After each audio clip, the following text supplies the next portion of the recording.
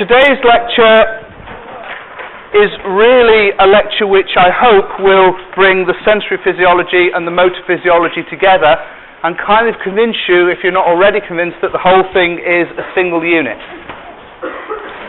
You may have noticed as we've gone up the nervous system from the muscles and the neuromuscular junction, one of the receptor complexes about which the most is known, up through the spinal cord and into the midbrain, that we've been getting more and more vague as we've been going on, and more I've been saying, well, it's complicated and we're not sure, and now we're getting up to these cerebral cortices at the top, about which are the most complicated parts of the brain and about which the least is known.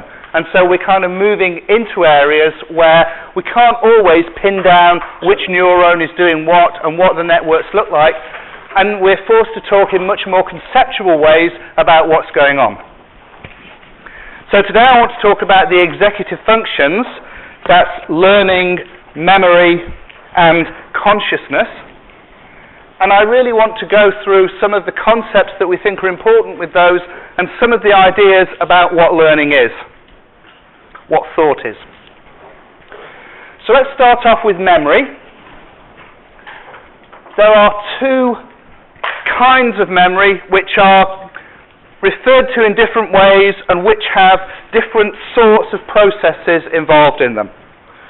The first one is explicit memory, and is the conscious recollection of a previous episode. I can remember what I had for tea last night. It's an explicit memory. And the second is an implicit memory, which is an effect on thought or action that's attributable to an event or a series of events, but you can't really remember those events. You guys are all furiously writing in notepads now, but how many of you can remember when you learnt to write the letter A for the first time? Okay, so it's not an explicit event that you can remember, but it's something that has affected your life from then on. And so explicit memory tends to be the kind of things that we carry with us and we know about, and I call it the 1066 and all that memory. It's things that we've learnt at school, things that we can remember happening to us, things that we can tell people about. And that really is the test. If you have an explicit memory, then you should be able to convey it to somebody else completely in terms of language. So I have an explicit memory that, according to the Bayeux Tapestry, in 1066, Harold got it in the eye. But I also have a memory of being taught in history that that's not actually the case, because when the Normans wrote things down, they wrote it down to the end of where they were writing and not the beginning. So that actually this is Harold here, getting his with a sword, and that this is some other hapless knight. And I can convey that to you completely in terms of language. I remember that, I've told you that, and now you understand it as completely as I do. An implicit memory, motor functions, attitudes, phobias, things that we cannot explain to our peers completely using language. How many people here play a musical instrument? Okay, what do you play? Piano. Excellent. If I were to bring a piano in, and I haven't got one, so don't worry, okay, and you showed us how to play piano, and then I got this person to sit at the piano, and you to tell that person which buttons to press and how to play the piano, how good would it sound? Oh, Not very good, because you probably spent years of your life learning how to do that and making it better and better. It's not something that you can convey to somebody else in terms of language. It's a motor skill. It's maybe an emotion. They're things that are deeper inside you than language, and we call them implicit memories.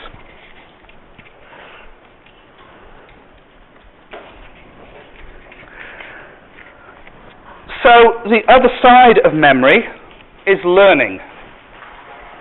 And what I hope to do in a moment is to link learning and memory together, but for the moment we just need to look at learning and look at how we learn. There are three sorts of learning, and I want to illustrate each of them. The first is habituation. Secondly, synaptic development. And thirdly, long-term potentiation. Now, habituation and synaptic development are very similar processes and tend to lead to the long-term retention of information. Long-term potentiation is really more a short-term memory thing. It's a kind of a scratch memory type situation where we can put things into a part of our memory, use the information, and then wipe the slate clean and put something else there and use something else.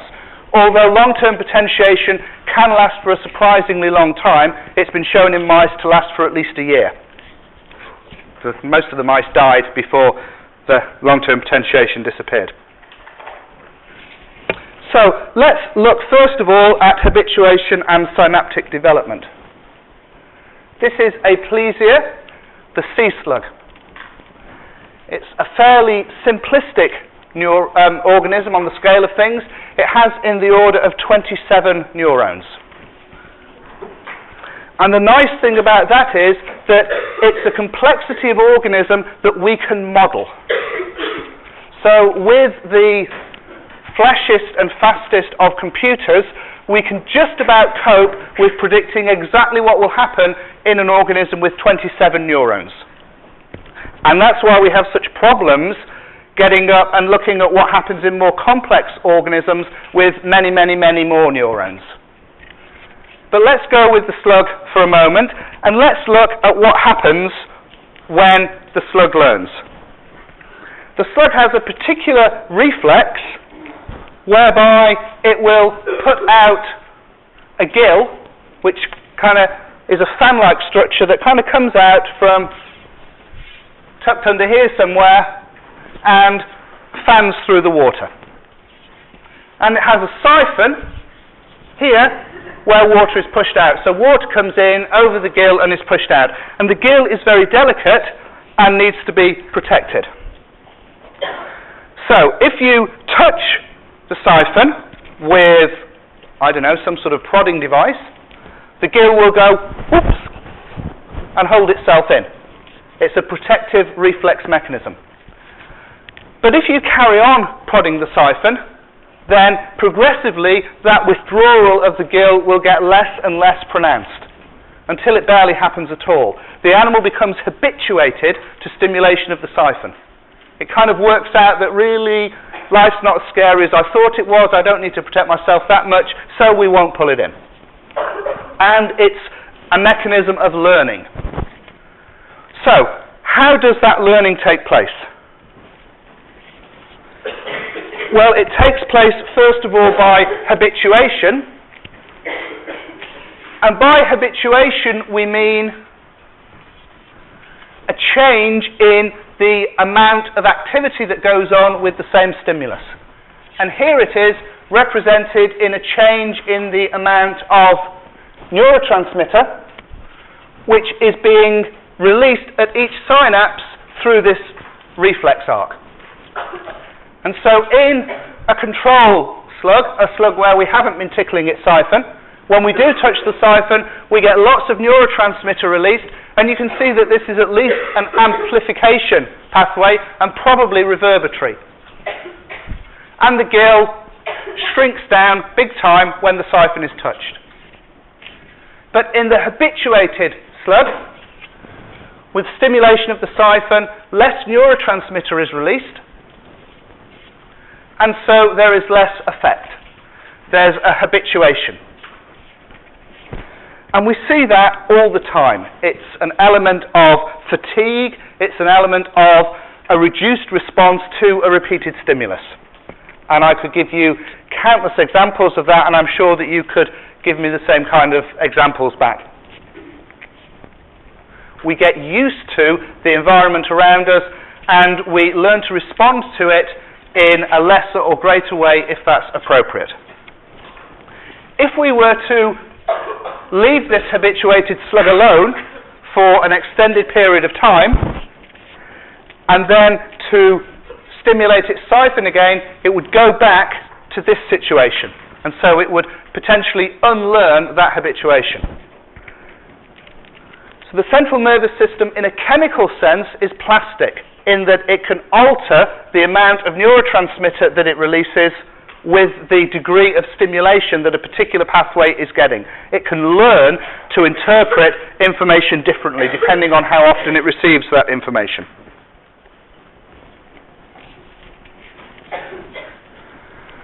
We also get neuronal development. And this is a kind of a chronic situation with habituation. So that if this is a standard stimulatory pathway whereby this neuron is synapsing onto this neuron in a facilitatory way, with chronic habituation of this pathway, we will get a reduction in the number of synapses. So that now we've got fewer neurotransmitters stimulating those synapses and also fewer synapses. And in the reverse situation, chronic sensitization, if every time we stimulate that siphon, something nasty also happens to teach the slug that actually when your siphon's stimulated, better pull that gill in pretty quickly, we get an increase in the number of synapses. And so not only do we have alterations at the synapse in terms of sensitivity of the synapse, but we have a degree of plasticity whereby our neurons can grow and increase or lose particular synapses and particular pathways. And the more we use pathways, the better developed they become. Gave you an example of this last semester when we were talking about kittens in terms of vision. And you'll remember that in terms of the number of connections per neuron in the optic cortex, as the kitten is born, the number of connections increases to a point, and then when the eyes open, this number of connections, this degree of complexity in the optic cortex increases hugely as the animal learns to interpret its environment. It's growing new synapses, new pathways, new complexity in order to interpret its environment. You will remember that I said that if we don't allow the eyes to open at this point, not only do we not get this development in complexity, but the complexity disappears to a baseline. And not only does it disappear to a baseline, but if we allow the eyes to open at a later stage, we don't get that increase in complexity. So what we're seeing here is a central nervous system that is brought to a certain point of complexity by its genome, and then, if you will, cast adrift on its environment and told to go out and interpret the world, learn about it, learn to interpret it, because that's what the mammalian central nervous system is for. It's an environmental interpreter which learns about the environment that we live in order to enable us to survive better in that environment. You'll also remember that it's just as well that it does that, because the degree of complexity that we have up here in the adult central nervous system is greater than there is room for in our genome. So we can't code enough information into the genome to build a machine as complex as our central nervous systems. It has to be this interaction between the baseline genetic central nervous system and the environment that it learns to interpret. And even though that plasticity is programmed to be huge at particular points of development, we do keep some of that plasticity through our adult life. And the more we use different areas, the more plastic they remain. There's a lot of information known about language and about how children learn languages. And it seems that children become programmed to be aware of language at about 2 to 4 years of age. And something goes on in their central nervous system at that age that says, language, that's what it's all about. And whatever language they're exposed to at that age they will develop the ability to know about language through the language that they're exposed to. Children that don't have exposure to language at that age lose that ability to become aware of language. And even if they're exposed to language at a later age, sure, they can learn language, but they kind of learn it in the same way that I might be able to learn Russian. You know, I might be able to get myself a hamburger in Moscow, but I'm not really going to be very fluent in it. I'm not going to speak it like a native. The other interesting thing is that if you learn a second language before puberty, you learn the second language in such a way that not only can you become potentially more fluent in that second language than somebody who learns it later on in life, but if later on in life you learn a third language, you keep that ability to learn languages, and you can become more fluent in a third language than somebody who at that stage only has one language. So what I'm saying is that we have a degree of plasticity in our central nervous systems which is heightened at different stages in development. But that also we keep some of that plasticity through later life, and the amount of plasticity that you keep depends on how much you use those cognitive facilities. Use it or lose it, effectively. Okay, let's go on to look at long-term potentiation.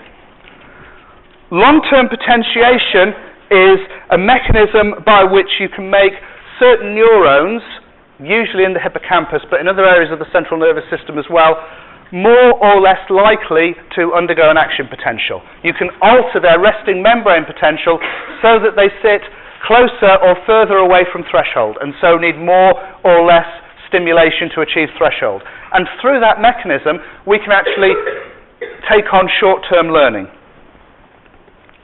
This is a device known as a Morris maze. It's a pool of water which is cunningly just too deep for a mouse to be able to put his toes on the floor, except for in one particular place there is a little area where the water's shallow. So you can't see the shallow area when you're swimming around in the maze, but once you find it, you can sit on it and be glad that you found it.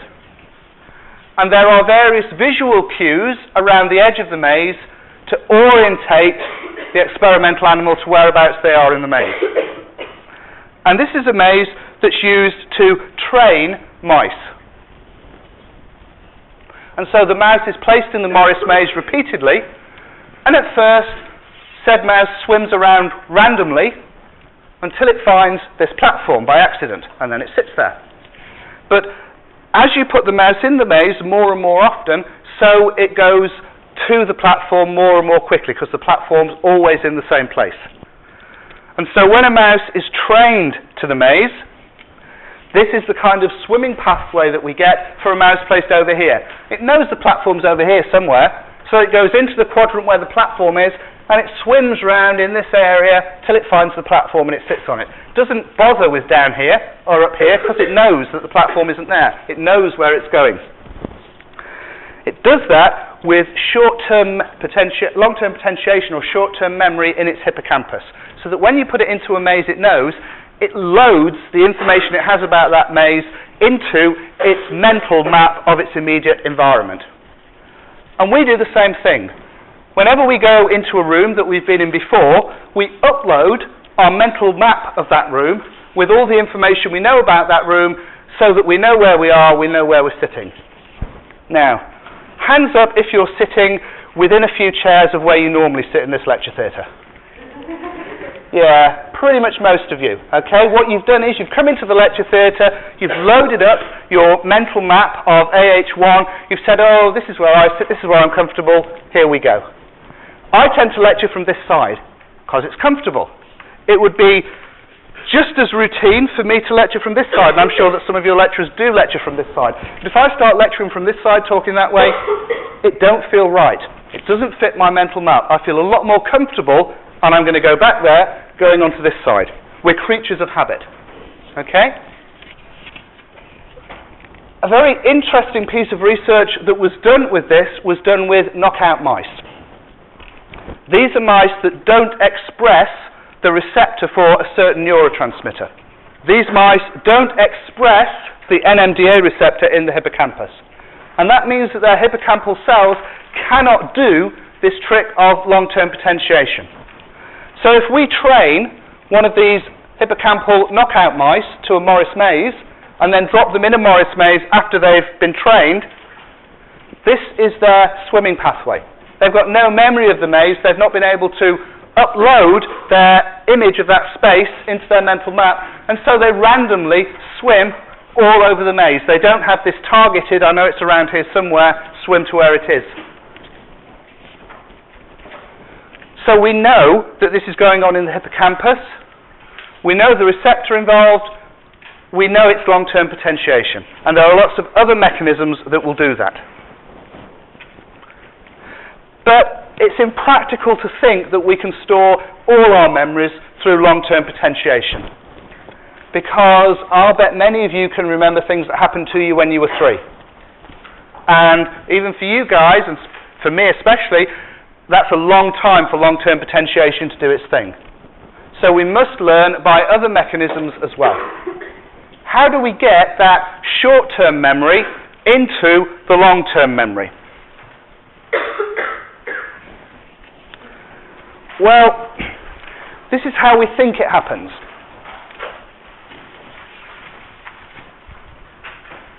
We think that an event is processed, goes into our short-term memory, and then into our long-term memory.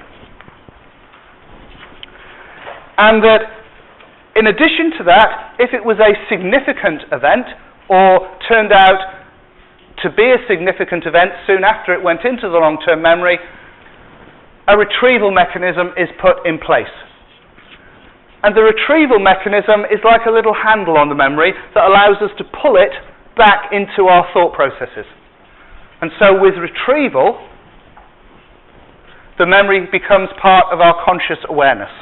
You probably can't remember every time you were riding a bike when you were a 5-year-old, but you can probably remember the time where you slipped up on the curb, went head over the heels and landed on a telephone box, because it's more significant. It has those retrieval handles in it. You can bring it to your conscious awareness. But things that don't have this retrieval handle, things that don't have the significance, can still get into our long-term memory and can still become part of our subconscious awareness. They can still alter the way that we think. They can still alter what we do and how we behave. I want to show you a few references now from the anesthesia literature, a few interesting studies. We'll start off with this one. Levinson, 1965, British Journal of Anesthesia, a really interesting and quite horrendous study that I'm sure nobody will get ethical approval for these days. This involved taking patients that were having cardiac surgery, so very profound general anesthesia, and at the time when the chest was open and the surgeon was about to start working on the heart to slow the heart and stop it, and in consultation with everybody in the operating room except the patient, the anaesthetist would go, "Oh no, look at that. Hang on a minute, stop, oh this is terrible. Oh no, it's all right, false alarm." And in that group of patients, those patients got tachycardia, hypertension, all the signs of stress. Okay? Even though they were anaesthetized, and quite profoundly anaesthetized to have their thoracic cavities opened, they were still processing auditory information from the operating theatre and still acting on that information. None of the patients remembered what went on in the study, thank goodness, because there may have been a few lawsuits, but they were all able to process that information.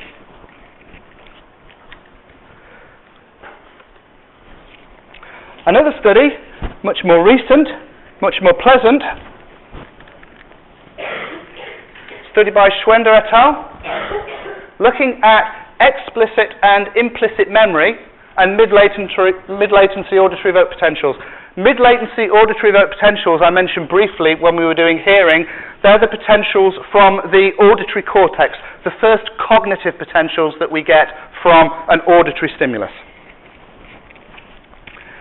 Schwender and his colleagues took two groups of patients and To one group of patients through headphones during surgery, he played white noise, just, nothing noise.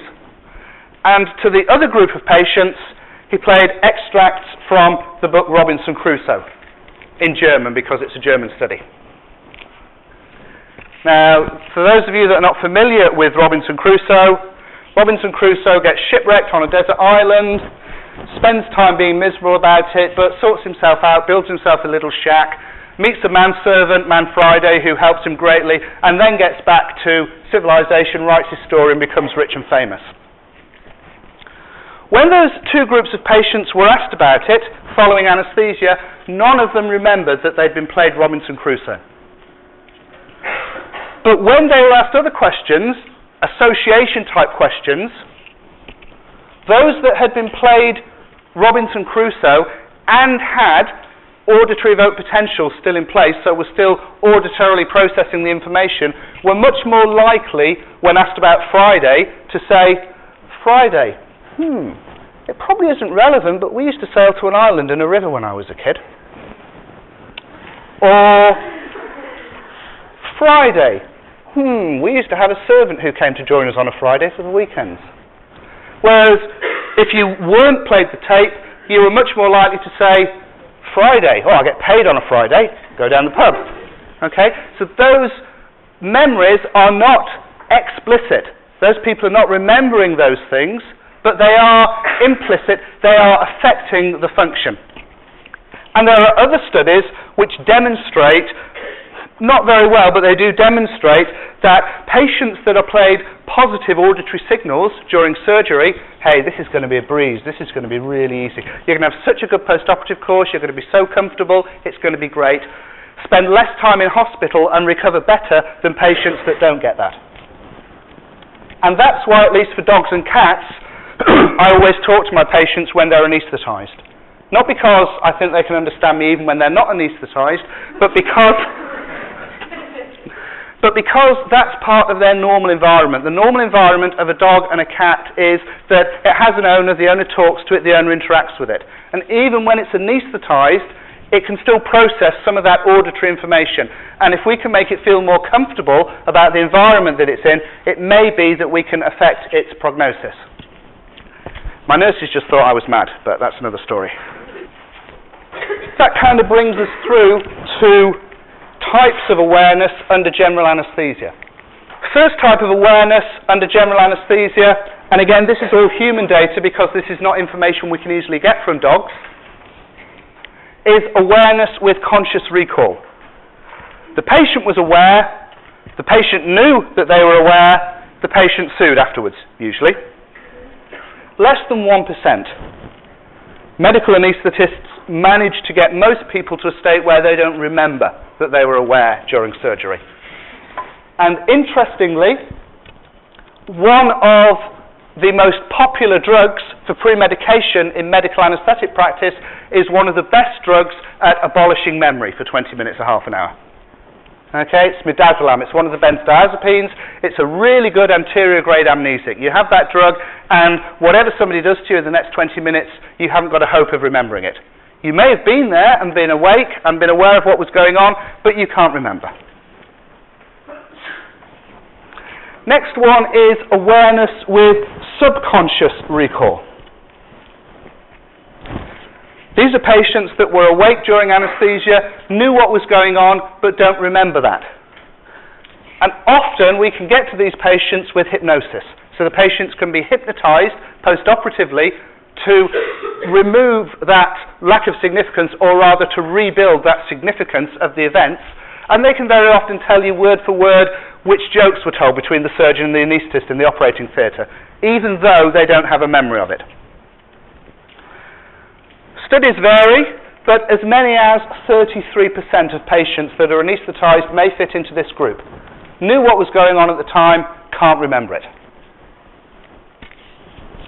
The isolated forearm was a technique that was used to try and get around that, because many human patients that are anaesthetised have neuromuscular blockade. It's a drug which acts at the neuromuscular junction to prevent the nerves from moving the muscles.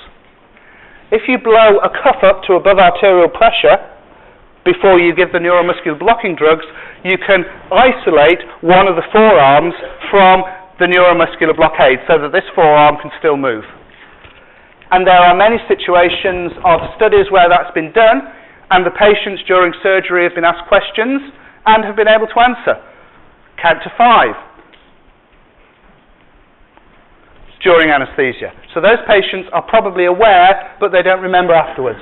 That's not a popular technique in the medical world because the surgeons get upset about patients that try and help with holding clamps and that kind of thing.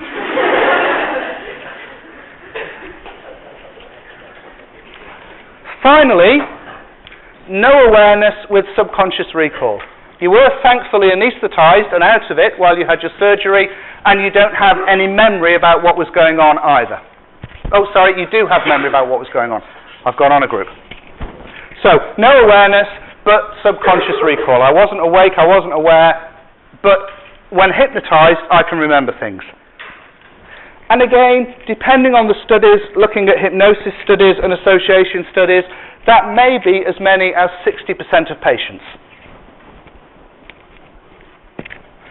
So if you do the maths, you can see we've got 1% of patients suing medical practitioners or suffering post-traumatic stress disorder or whatever, 33% that may have been aware but can't remember, and 60 or so percent that were not aware but can remember.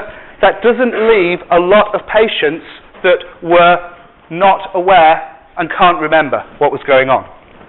So that the environment of the operating theatre and the information that these patients receive during anaesthesia will be affecting the vast majority of patients that are anaesthetised.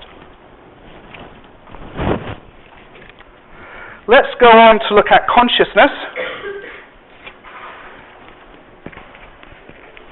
and talk about what consciousness might be, what we think it is. This is an extremely difficult subject to get into, probably because we know very, very, very little about what consciousness might be. There was a philosophy conference in the early 90s which was looking at consciousness and what current philosophical thought is about consciousness. And that conference at the end pretty much said, we don't know what consciousness is. We don't even know enough about what consciousness might be to be able to ask questions about what consciousness is. But we probably know enough about it to be able to think about what kind of questions we might like to ask about it if we knew more about it. And it may be that in as little as another 200 years, we might be able to start asking those questions. So that's where we are about consciousness. We have no clue what it is. We don't really know what it involves. And so when we start asking ourselves, are animals conscious? We're on a very sticky wicket because if you get 5 philosophers in a room to tell you what human consciousness is all about, you'll get 5 different answers and 5 different sets of concepts. René Descartes raises his head again here because, again, he was one of the first philosophers to start thinking about human consciousness, to think about what it is to be a conscious being. And he famously said, cogito ergo sum, because he was Latin, or Latin speaking. What he meant by that is usually translated as, I think, therefore I am. And I imagine that most people will have heard that. More literally translated, it means, I'm thinking, therefore I exist. What he said was, because we have the power to think, particularly about ourselves, we must exist. Because if we didn't exist, we wouldn't be able to think. What he thought about the human organism was that it was a kind of an automaton, or, if you will, a marionette for something else that was going on. So he had a view of the physical world, the mental world, and the spiritual world as 3 different places. And probably this was derived from thoughts about the human brain.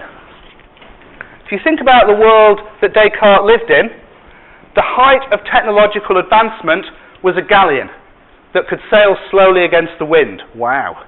You know, we used to be able to sail downwind and get stranded, but now we can go upwind as well. Isn't it great? I don't really understand how the technology works, but let's sail it, let's use it. That was the level of human endeavour. And those machines were quite complicated, but they were huge. And anything that was clever and technological was a ship, or a flour mill, or, you know, a water wheel. So the concept that something as complicated as our minds could reside in a box this big was probably very alien.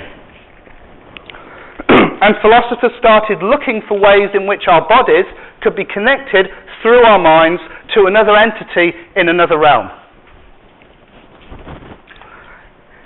It's a bit like this little aeroplane. This is a model Spitfire, remote control Spitfire, and on a Sunday afternoon at Ashurst Park you can see many of these buzzing around the sky, you know, weaving this way and that way. If you want to know which way this Spitfire is going to turn next, there's no point looking at anything in the Spitfire. You might want to look at the control surfaces, the rudder, or the propeller, but it won't tell you anything about what's going to happen next, because what's going to happen next is the province of the little man down in the cabin with the controllers, wiggling the knobs, telling this thing which way to go. And that was very much Descartes' idea of the body and the soul. Descartesian dualism. We have a physical being and we have a mental and spiritual being which resides in another universe somewhere or another dimension. And for many, many, many years, that was the orthodox view of what it was to be human. You'll remember that for Descartes, the pineal gland was the place where pain perception was transmitted to this other being. And so pretty much the pineal gland became the place where our physical selves commune with our mental and spiritual selves. And things changed over the next few hundred years, so that the thalamus, the hypothalamus, the cerebral cortices, the amygdala, the hippocampus, all became this little aerial for talking between the physical world and other worlds. But dualism remained really intact until probably the early years of the last century.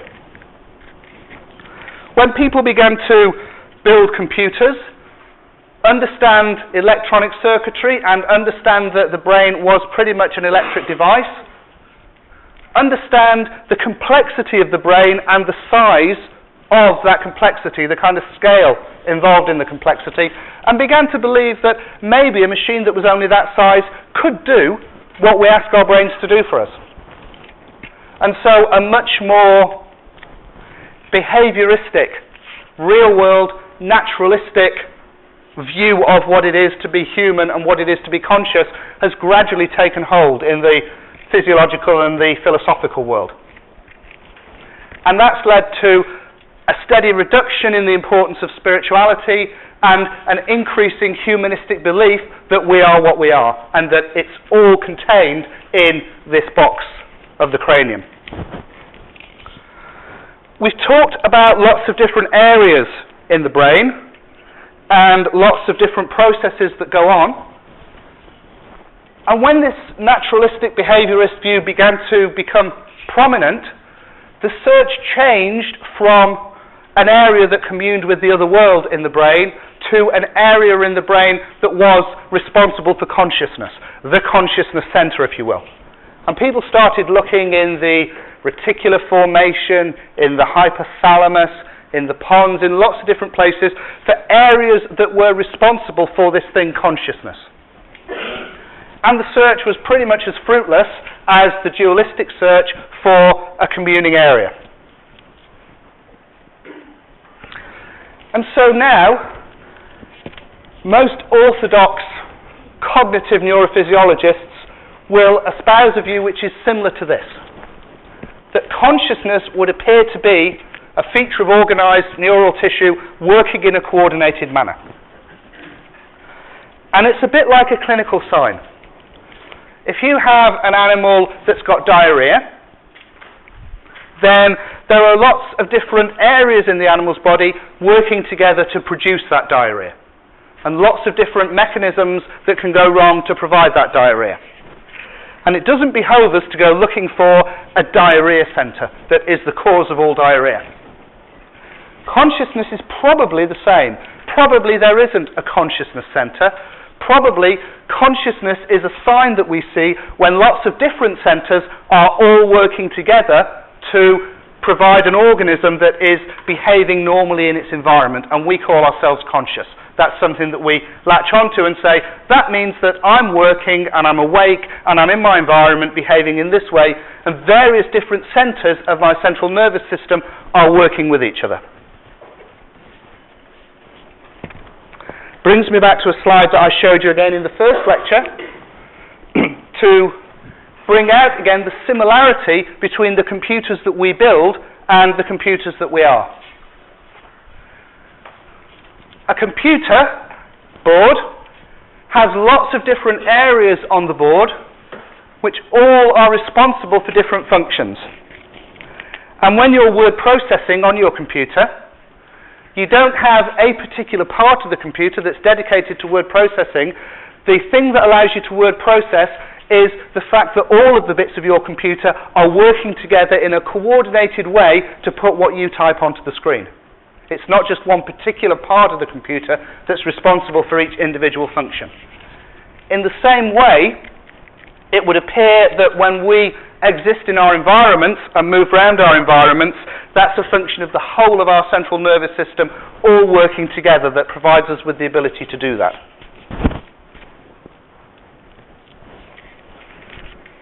That brings me to Alan Turing, who was a mathematician in the early and middle part of the last century and was famously responsible for his role in cracking the German Enigma code and helping the Allies to win the Second World War. But in his later life, he turned his mathematical computational abilities to a more philosophical bent, and he developed the concept of the Turing engine. And he said, if we could build a computer that was so complicated and so subtle that there was no way that we could differentiate that computer from another human being, would that be a very complicated computer, or would it be alive? Would it be conscious? And what's the difference? And if that computer is conscious, do we have the same moral arguments and moral dilemmas when we pull the plug on that computer as we do when we kill another human being? What is it to be conscious? Is it a facet of our neurological tissue? Is it just something that's within us that's so complex and so good at convincing us what's going on that we say, hey, we are a conscious entity? Or is it something else that goes beyond that that makes you conscious? Such that if you were to build a machine as conscious as you are, or as aware, as complex as you are, it wouldn't be called conscious, and it wouldn't have those same moral and ethical considerations that humans have. And the last thing I want to say is that if you're having issues with that and thinking about that, then probably Gene Roddenberry has been there before you. Live long and prosper.